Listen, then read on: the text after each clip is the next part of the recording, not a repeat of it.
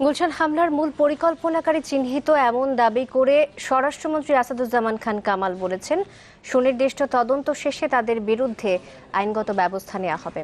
আর Dhaka metropolitan police commissioner Asaduzzaman Mia বলেছেন, যারা বিভিন্নভাবে হামলাকারীদের উস্কানি দিচ্ছেন তাদের প্রচলিত আইনে বিচার হবে।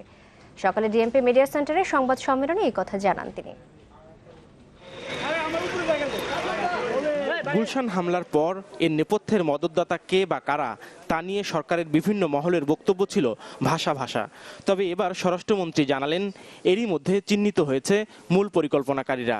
তদন্ত শেষে তাদের বিরুদ্ধে নেওয়া হবে আইনি ব্যবস্থা। তার দাবি, বিদেশি জঙ্গি সংগঠনের সহযোগিতা নিলেও মূল পরিকল্পনাকারীরা এদেশেরই।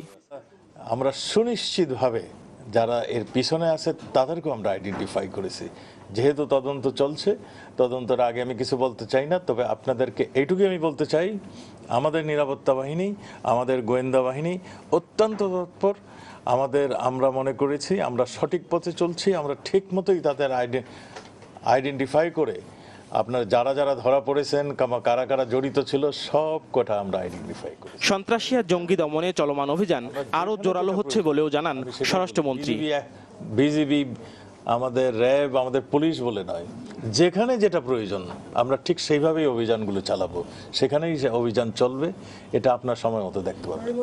এদিকে ডিএমপির সংবাদ সম্মেলনে ঢাকা মহানগর পুলিশ কমিশনার বলেন, জীবন দিয়ে যারা হামলাকারীদের প্রতিহত করতে গিয়েছিলেন সেই পুলিশ কর্মকর্তাদের নিয়ে গণস্বাস্থ্য কেন্দ্রের প্রতিষ্ঠাতা জাফরুল্লাহ চৌধুরীর বক্তব্য দুঃখজনক। জীবন বাজি রেখে তারা ঘটনাস্থল ঘিরে প্রতিরোধ করেছে।